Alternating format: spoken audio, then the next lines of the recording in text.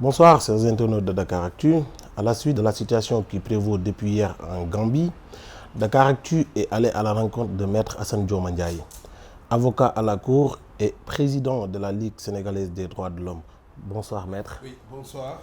Vous avez sans doute suivi en même temps que nous ce qui se passe depuis hier en Gambie, avec une tentative de confiscation du pouvoir par le président sortant Yahya Jammeh, qui, lors d'une déclaration à la télé, refuse les résultats et refuse en même temps de livrer le pouvoir.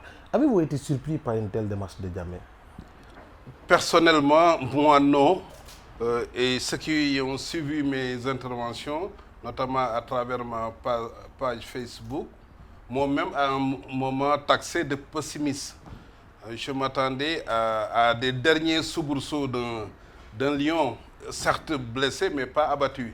Je disais que Yahya Jammeh est groggy, mais il n'est pas encore sur terre. Et je savais qu'une fois qu'il aura pris l'exacte mesure de la situation, il tenterait un coup comme celui d'hier. Et ça, c'est le propre des dictateurs, c'est le propre des despotes, comme Mussolini, Staline, Ceausescu, qui souvent sont dans une dynamique de perpétuité. C'est-à-dire c'est des personnes qui ne s'imaginent pas dans une position de faiblesse ou même de déchéance. Ils sont dans une perspective de déification, de stratification, et ils ne peuvent pas accepter de se trouver dans une situation comme celle où Yahya Jammeh est depuis les élections en Gambie. Donc forcément, chasser le naturel, il revient au galop, mais il était normal qu'on lui accordât le bénéfice du doute et même la présomption de bonne foi. Et d'ailleurs, ceci est conforme à la constitution gambienne qui prévoit donc une transition de 2 mois. Donc tout en, évidemment, tout en étant dans l'obligation de respecter cette transition, je pense qu'il était nécessaire de prendre un certain nombre de dispositions. Et peut-être que c'est là où la communauté internationale a un peu failli. Moi-même, à l'époque, j'avais demandé à ce que la communauté internationale lance un appel pressant et un appel ferme à Yahya Jammeh pour lui dire que la communauté internationale le félicite certes pour sa reconnaissance des résultats, mais n'accepterait pas évidemment une remise en cause du processus électoral. Malheureusement, on n'a pas trop insisté sur ce dernier aspect et je crois que ce qui devait arriver arriva. La situation en Gambie inquiète le monde. Cela se justifie avec des centaines de réactions qui sont venues un peu partout dans le monde. Quelle analyse faites-vous de la situation qui prévaut dans un pays qui est voisin au nôtre? Oui, je pense que la Gambie, depuis l'époque de Daouda Kairaba Diawara, n'a jamais connu un espace de liberté, n'a jamais connu un havre d'expression plurielle. C'était une dictature absolue, le règne d'un homme, d'un despote illuminé. On a même connu des despotes éclairés, mais là, c'est vraiment quelqu'un qui s'est considéré comme un chef, un dieu sur terre, qui avait droit de vie et de mort sur les Gambiens. Et donc, ça a été une période noire de l'histoire gambienne. Et pendant toute cette période, évidemment, certains Gambiens ont tenté de résister. Et je pense qu'il a fallu effectivement beaucoup de temps et beaucoup de courage à ce peuple, aidé en cela, surtout par les ONG sénégalaises, les ONG internationales qui ont toujours été aux côtés des citoyens gambiens, qui se sont toujours élevés contre les violations massives des droits humains en Gambie. Et petit à petit, effectivement, le peuple gambien a commencé à s'organiser, surtout de l'extérieur, surtout avec l'avènement aussi des autoroutes de l'information, de la télématique. Et on a vu des Gambiens qui ont créé des réseaux très efficaces, qui ont pu communiquer, donner des informations, des réseaux se sont formés. Un coup d'État même a échoué il y a 2 ans, alors que Yahya Jammeh était sur le point d'être renversé. Et il y a 6 mois, je crois qu'il y a eu un déclic. Le déclic, c'est cette manifestation qui s'est passée sur une grande place publique où les Gambiens, pour la première fois, à visage découvert, ont affronté Yahya Jammeh. C'est vrai que la répression a été rude. Et les Ousmane Maître Dabo et le Sendeng a été tué, torturé à mort dans les prisons, dans les geôles gambiennes. Ousseynou Dabo et autres ont été condamnés à 3 ans ferme et d'autres ont dû fuir le pays. Mais à partir de ce moment, on a senti un déclic, on a senti que quelque chose allait se passer, qu'un vent nouveau était en train de souffler sur la Gambie. Et ce qui est arrivé lors des élections est le parachèvement de ce processus de libération du peuple gambien qui, à un certain moment, s'est dit que le printemps gambien est inexorable et qu'on ne peut plus vivre dans cette période, dans ce climat de terreur, de soumission absolue, d'oppression, de tyrannie, surtout à la chute du mur de Berlin, à la chute du printemps arabe. Je pense que les Gambiens se sont dit que leur heure était arrivée et ils ont pris leurs responsabilités. Et là, une nouvelle fois, un principe fondamental en droit international, le droit des peuples à s'autodéterminer, le droit des peuples à disposer d'eux-mêmes, a pris corps. Et on a eu cet événement extraordinaire et qui aujourd'hui malheureusement est en train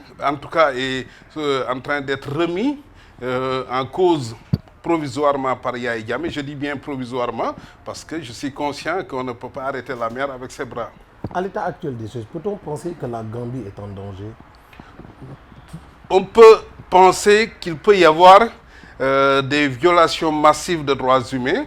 Parce que vous avez un peuple qui est déterminé à sauvegarder son suffrage, à faire respecter son vote et à se débarrasser d'un tyran, à se débarrasser d'un dictateur qui les a traumatisés, qui les a mis dans une situation de chaos absolu. Et vous avez en face un homme qui est prêt à tout, c'est-à-dire un lion qui est blessé, qui n'a plus de cage et qui est obligé de réagir, qui est obligé de sauver sa peau.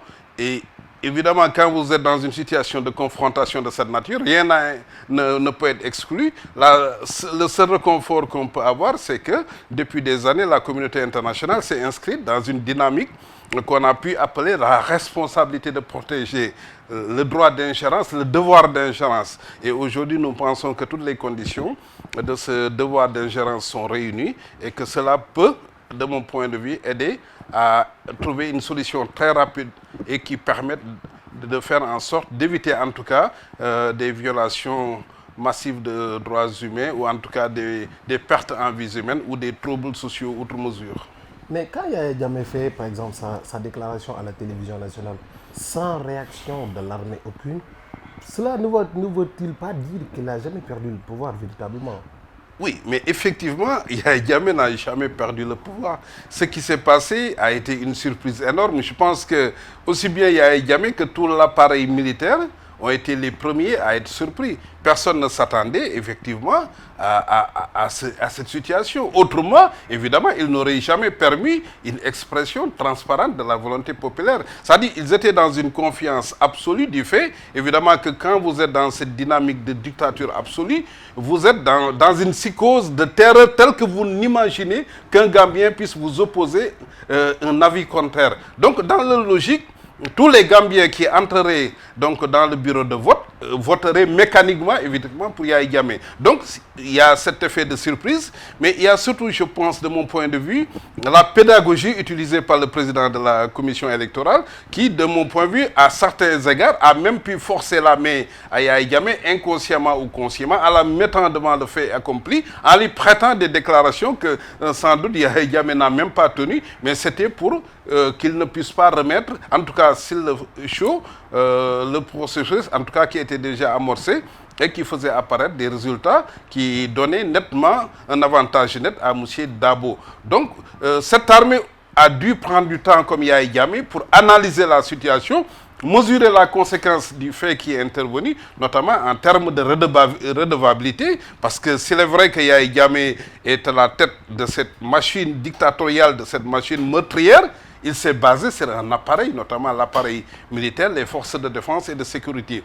D'un autre point de vue, quand vous êtes dans un système de dictature de cette nature, vous êtes dans un système d'endoctrinement. C'est-à-dire que tous les dictateurs ont su endoctriner tout ce qui était à leur tour, ont pu leur faire adhérer à sa cause, les dictateurs, à cet appareil, si bien qu'ils deviennent évidemment des machines, des robots, c'est des hommes unidimensionnels. Donc une fois que Yaya Jammeh leur dit je vais rejeter les résultats, évidemment, ils ne font qu'appliquer évidemment à la lettre les intentions ou en tout cas les desiderata de M. Yahya Jammeh. Donc aujourd'hui, il n'est pas inquiétant, il n'est pas étonnant que cet appareil se mette au service non pas de la République, mais se mette au service d'un homme, Yahya Jammeh, qui n'a plus ni la légalité ni la légitimité républicaine, mais vous avez un système dans lequel on se dit que Yahya Jammeh sera le président éternel, sera le dirigeant éternel,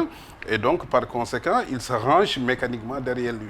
Quelle doit être la posture du nouveau président Adama Barrow?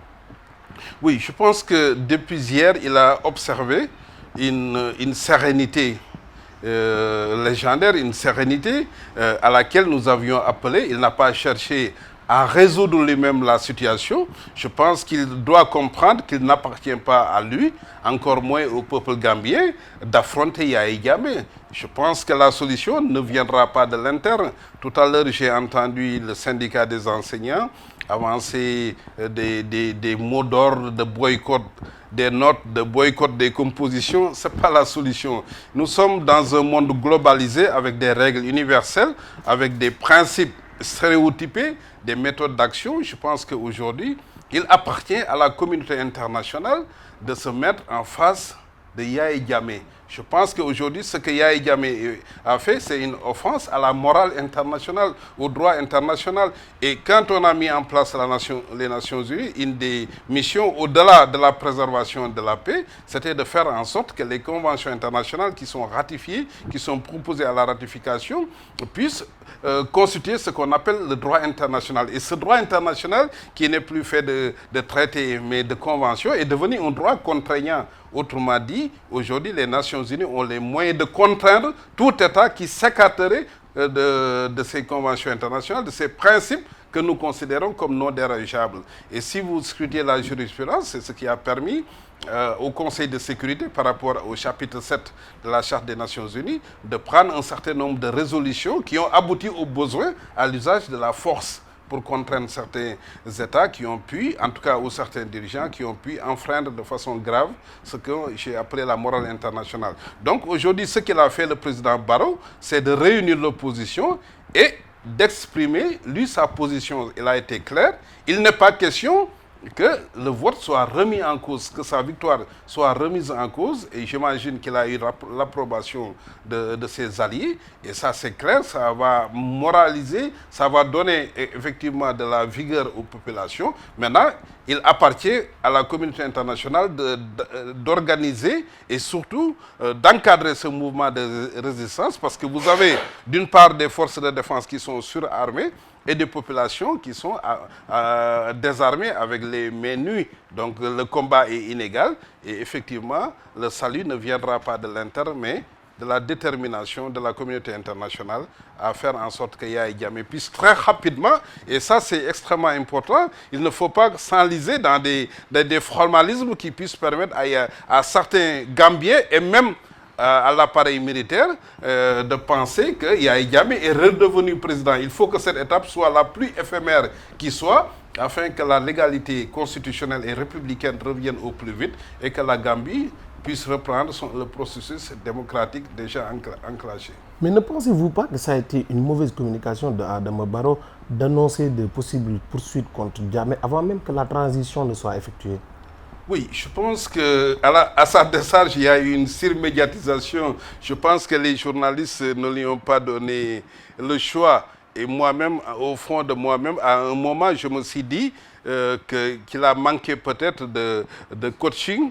Et c'est normal, c'est quelqu'un qui n'était pas préparé à de hautes responsabilités, aussi bien politiques qu'administratives et diplomatiques. C'est quelqu'un qui, d'aucuns disent que c'est un self-made man. Donc on ne peut pas s'attendre à une haute perception de la stratégie communicationnelle ou en tout cas de la stratégie politique. Et il a été généreux dans les interviews. Chaque fois qu'il sentait qu'il a été trop loin, il a essayé de se rectifier, de se recadrer de se recentrer. Et tantôt, il laissait entrevoir la possibilité de poursuite judiciaire. Tantôt, il disait que mon objectif n'est pas de pourchasser un homme. Mon objectif n'est pas d'asseoir une politique de vengeance contre un homme. Je suis là pour réconcilier le peuple gambien. Il a essayé tant bien que mal de souffler aussi bien le chaud et le froid. Mais dans tous les cas, celui qui n'a rien fait ne doit pas avoir peur, quelles que soient les intentions exprimées ça et là. Si on est conscient qu'on est innocent, il n'y a pas de raison de craindre pour son avenir. C'est la raison pour laquelle nous voulons déconstruire dès à présent l'idée selon laquelle c'est les menaces de poursuite qui ont poussé Yaya Jammeh à adopter une telle position. Étant entendu que d'abord cette position ne peut pas avoir de justification, le peuple est souverain, la voix du peuple s'est fait entendre, mais même dans l'hypothèse où on avait brandi ces poursuites, il y appartiendrait évidemment d'asseoir sa défense s'il estime qu'il n'a jamais commis évidemment des violations massives de droits de l'homme, qu'il n'a jamais commis des crimes aussi massifs. Je pense que ça ne peut pas être un prétexte. Vous qui suivez la Gambie depuis des années, pensez-vous que le président de la commission électorale, Ali Momar Ndiaye, ou même Adama Barrow, sont-ils en danger ou bien? Tout dépend effectivement de la réactivité de la communauté internationale. Mais je pense qu'une chose est sûre, Yaya Jammeh est conscient que toucher à des personnalités de premier plan, serait le premier acte, la première signature de sa mort.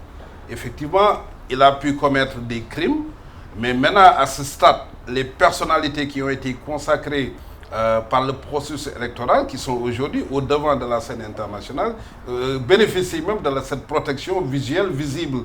Donc, je pense qu'il est conscient et qu'il ne peut pas, effectivement, qu'il fera tout pour épargner ces personnalités de premier plan. Maintenant, pour la grande masse qui peut se soulever à tout moment, et le risque est là, qu'il y ait une répression farouche, une répression sans discernement. C'est la raison pour laquelle il est important de canaliser les populations qui peuvent à tout moment, dans un élan évidemment de vouloir se libérer de ce régime de Yaya Jammeh, sortir dans les rues, mais connaissant les forces de défense et de sécurité gambiennes, elles seront prêtes à tirer sur les populations. Donc c'est là où il y a urgence une nouvelle fois pour la communauté internationale, comme l'a déjà fait le Sénégal, une position que nous saluons au passage, qu'il y a urgence à lancer un message très fort, une mise en garde très forte à l'endroit du président Jammeh, mais également que le Conseil de sécurité, qui devrait se réunir dans les heures qui viennent, que ce Conseil puisse prendre des mesures qui soient les plus concrètes possibles et qui puissent permettre évidemment de matérialiser un certain nombre de mandats très précis qui iront dans le sens de la restauration de la légalité constitutionnelle en Gambie. Y a-t-il encore des possibilités de compromis avec Jammeh? Je ne vois pas, parce que vous avez maintenant la conjonction de deux situations qui sont extrêmement pénibles et redevables judiciairement. D'abord, il y a ce passif au moment où il était au pouvoir, mais maintenant s'y ajoute son acte présent qui constitue une haute trahison, qui constitue une attaque même à la sûreté de l'État gambien, des actes de nature à compromettre la sécurité publique, et ça c'est des crimes politiques et c'est de la haute trahison. Quand vous êtes élu président, vous prêtez serment de respecter la Constitution. Mais ce qu'il a fait aujourd'hui, en termes constitutionnels, s'analyse comme un acte de haute trahison. Donc aujourd'hui, ne serait-ce que de par ces actes présents, forcément, il devra répondre devant la justice. Maintenant, si on y ajoute les actes passés, ça devient extrêmement lourd. C'est la raison pour laquelle je ne vois pas aujourd'hui comment on pourrait l'absoudre, même si, par ailleurs, s'il revenait sur sa position très vite et sans qu'il y ait des troubles massifs, des pertes de vies humaines, évidemment, sa situation pourrait être moins grave que si, d'aventure, la situation s'empirait, si la situation arrivait à exploser. Mais dans tous les cas, je pense que, ne serait-ce que pour l'exemple, la communauté internationale ne pourrait pas accepter que ces actes restent impunis pour la jurisprudence, évidemment, pour la non-réitération des faits. Mais pour l'exemple, nous avons aujourd'hui le cas du Ghana qui est là. Il ne faut pas donner des tentations à d'autres. Il est important que nous soyons dans des processus encadrés, dans des processus qui soient consensuels, qui soient acceptés par tous et qui ne puissent pas permettre évidemment des fenêtres à des actes de cette nature. Que doit être véritablement le rôle de la communauté internationale? Là, je pense que le Conseil de sécurité, et c'est là également où le Sénégal a vraiment tracé la voie en étant le porte-étendard de ce combat. C'est normal, le Sénégal a été déjà mis vraiment dans une situation de confortabilité par le nouveau président qui a dit dès le départ que ma priorité c'est le Sénégal. Vu les relations séculaires entre le Sénégal et la Gambie, vu la géopolitique, je vais faire en sorte que les relations entre la Gambie et le Sénégal soient les meilleures et je réserverai ma première visite au Sénégal. Maintenant, si une situation de cette nature arrive, évidemment, le Sénégal est concerné au premier chef. Sinon, demain, le président Barrow pourrait dire que j'ai été trahi par le pays sur lequel je misais le plus. Donc, le Sénégal aujourd'hui a saisi aussi bien le cadre africain que le cadre international. Mais nous savons qu'aussi bien au niveau de la CEDEAO que de l'Union africaine, les procédures sont très lourdes. Il faudra des mois pour mettre en place ne serait-ce qu'une force d'intervention rapide. L'ECOMOG a été un échec total. Il y a eu des forces d'intervention intégrées qui ont été mises en place. Par contre, je pense que le Conseil de sécurité, avec la Charte des Nations Unies, a des moyens de réaction très rapides. C'est la base de résolution. Le Conseil de sécurité peut donner des mandats clairs, aussi bien à des forces internationales, mais aussi à des forces nationales, puisque ces pays sont membres des Nations Unies. Donc aujourd'hui, le rôle et la mission de la communauté internationale est de faire en sorte que le rétablissement de la légalité constitutionnelle revienne au plus vite, mais également de minimiser au plus les pertes en vies humaines éventuellement. C'est-à-dire que le pays ne tombe pas sous le chaos. Et ça, évidemment, il faudra, comme je l'ai dit, une action urgente, ciblée aux besoins, une action chirurgicale sur le plan militaire aux besoins, comme ça a été le cas en Côte d'Ivoire avec Laurent Gbagbo, quand il a refusé de se soumettre au scrutin. Et quand la situation a commencé à dégénérer, il a fallu des bombardements de la France, cautionnés par les Nations Unies, pour que très rapidement, que M. Laurent Gbagbo se convainque qu'il ne peut pas résister à la communauté internationale et il a cédé, il a demandé brandir le drapeau blanc. Aujourd'hui, je pense que si nous adoptions, si la communauté internationale adoptait une telle stratégie, le président Diamé n'aurait aucun d'autre choix, y compris sa junte militaire, que de rendre le pouvoir, étant entendu qu'il serait cerné dans son palais et qu'aucune perte de vie civile ne serait déplorée, puisqu'il s'agirait, de par une opération chirurgicale ciblée, de viser les points militaires stratégiques, y compris le palais, qui sert de résidence éventuellement à Yaya Jammeh ou son palais traditionnel à Kanilaï. Côté sécurité, le Sénégal peut-il s'attendre au pire, surtout en Casamance? Oui, je pense que cette situation est lourde de conséquences pour le Sénégal, d'autant plus que des menaces expresses ont été déjà proférées par Yaya Jammeh à travers son message. Mais dans un souci de représailles, quelqu'un qui est dans un état de cécité, Yaya Jammeh n'est plus dans la rationalité. C'est quelqu'un qui est dans une dimension pathologique. Il est prêt à tout, ne serait-ce que soit pour se défendre par anticipation à l'égard du Sénégal, mais soit dans un processus de représailles, essayer au besoin de soutenir encore ou de réveiller encore la rébellion par ces rebelles dont il est le bailleur. Nous savons que ces rebelles ont encore des camps les plus radicaux en Gambie. Donc évidemment, le Sénégal a tout intérêt à faire en sorte que cette situation se résolve au plus vite. Et ça, il y va de sa sécurité intérieure. Je rappelle que vous êtes le président de la Ligue sénégalaise des droits de l'homme. En parlant un peu des droits de l'homme, quel rôle comptez-vous jouer dans cette situation-là? Oui, je pense que le premier rôle que nous avons d'ailleurs commencé à jouer depuis très longtemps, c'est alerter la communauté internationale sur la situation qui s'est passée en Gambie, même si nos analyses ont été un peu démenties par les résultats des élections, mais franchement, nous n'étions même pas pour ces élections. Nous nous disions à l'époque que Yahya Jammeh allait procéder à un simulacre d'élection, allait proclamer des résultats avec 99% et s'aménager une nouvelle légalité. Nous nous disions que ce serait une parodie d'élection. Franchement, on ne s'attendait pas à ce que les résultats des urnes puissent donner de tels résultats. Mais c'est le gâteau, il en est ainsi.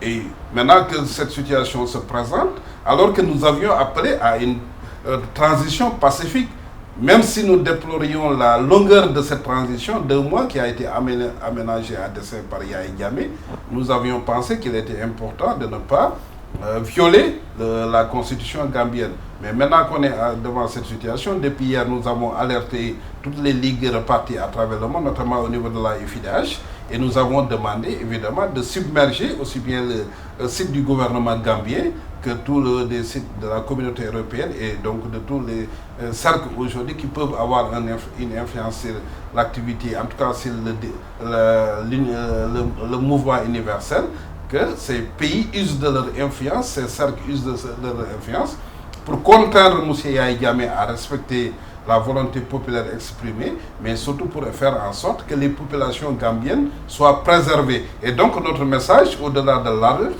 c'est vraiment insister, c'est la responsabilité de protéger, c'est le devoir d'ingérence aujourd'hui de la communauté internationale. Qu'on ne nous parle plus aujourd'hui d'indépendance, de souveraineté, et qu'on ne nous dise pas que c'est une affaire gambienne. Non, ce n'est pas une affaire gambienne, c'est une affaire simplement de question de droits humains. Et aujourd'hui, il est important que la communauté internationale comprenne cela. Pour terminer, Maître Ndiaye, quel message avez-vous à lancer à l'endroit des Africains en général ou le peuple gambien en particulier? Oui, le message c'est qu'il faut comprendre que le pouvoir ne peut pas être une fin en soi.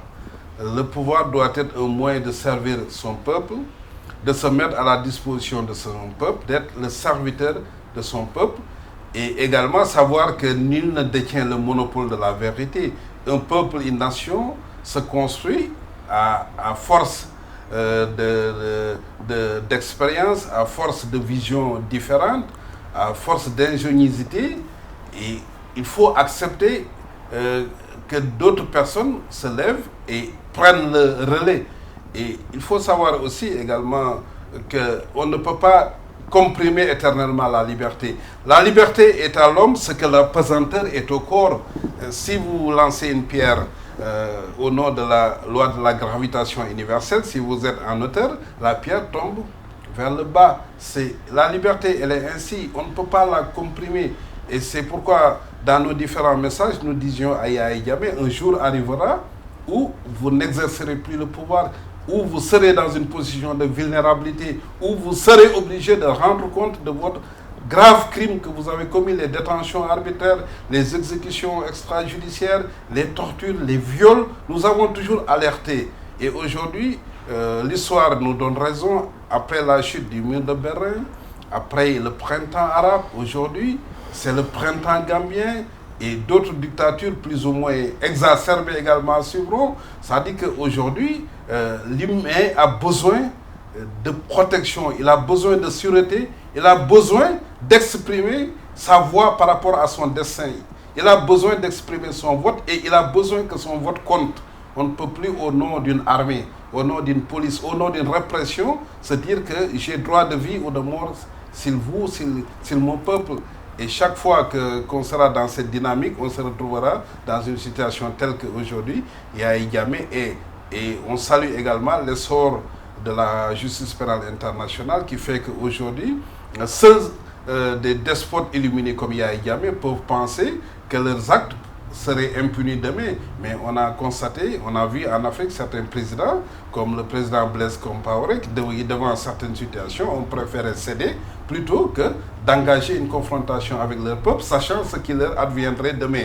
Aujourd'hui, le mouvement de retrait que nous constatons au niveau de la Cour pénale internationale prouve que la peur a changé de camp. Et ceux qui commettent aujourd'hui des violations graves de droits humains, que ce soit au Burundi, que ce soit en Gambie, cherchent à s'aménager des plages d'impunité, simplement parce qu'ils savent que le monde a changé et qu'ils ne peuvent pas échapper à leur sort. Et donc aujourd'hui, je pense que tout le monde doit savoir qu'il n'y a pas d'alternative au respect des principes démocratiques, au respect de la volonté populaire, mais surtout ceux qui aspirent ou devront aspirer ou arriveront à aspirer, en tout cas à assumer les destinées de leur peuple, doivent se soumettre à la volonté de leur peuple et se soumettre surtout à la loi et faire en sorte que l'intérêt général prévale au détriment, en tout cas, d'intérêts particuliers. Maître Ndiaye, Dakaractu vous remercie. Chers internautes, je rappelle que Dakaractu, face à la situation qui prévaut en Gambie, recevait aujourd'hui Maître Assane Dioma Ndiaye, avocat à la Cour et président de la Ligue sénégalaise des droits de l'homme. Nous vous donnons rendez-vous très prochainement. Merci.